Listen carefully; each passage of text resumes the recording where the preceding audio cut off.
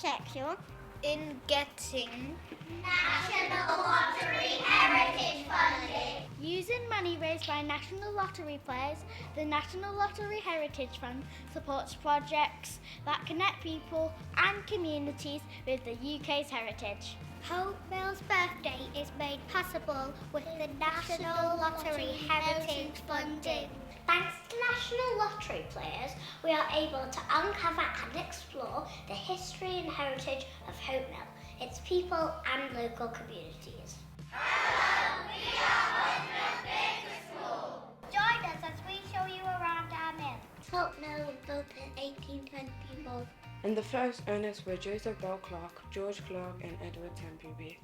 The Clark family were owners of several mills in the area, including Phoenix Mill, Wellington Mill and Hope Town Works.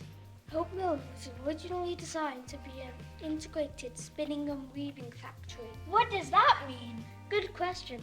This means that it was used for lots of different jobs, from preparing the raw fibre to the manufacture of cloth. The mill was also known for cotton spinning and fustian weaving. What does that mean? Fustian is a hard-wearing cloth that is made from cotton, sometimes including wool or flax. However, the usage of the mill has been changed over the years several times. They made raincoats here and beds. Night-night. In 2001, the Hope Mill Partnership was created, which led to the establishment of AWOL Studios. And in 2015, Will Wilton and Joseph Houston founded Hope Mill Theatre.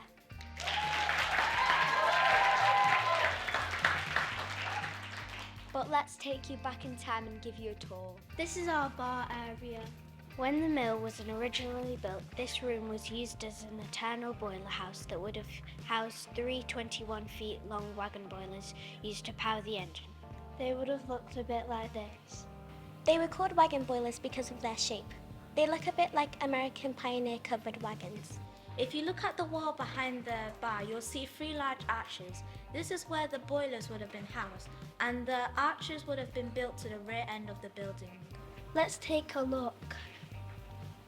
You can see there are cast iron red plates in between the arches. These plates are likely to have been installed to protect the brick piers that support these arches from the heat of the boilers. The canal is on the other side of the wall and would have been used to transport coal and textile goods to and from the site, and would have also provided the water for the boilers and the engines.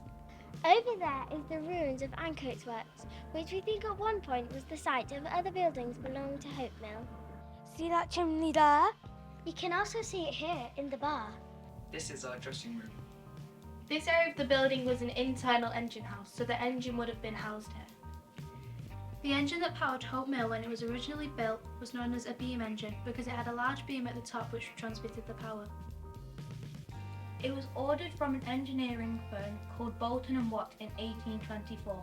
The beam engine at Hope Mill provided 80 horsepower. What does that mean? Well, it had about enough to power a small car. If you can see these gaps in the wall, this is where they would have connected the engine to the boilers. Can we have beginners to stage, please?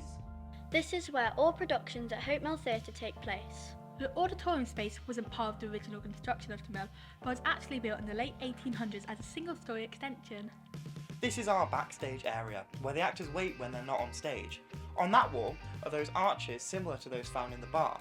It seems to suggest this space may have been built as an additional boiler room.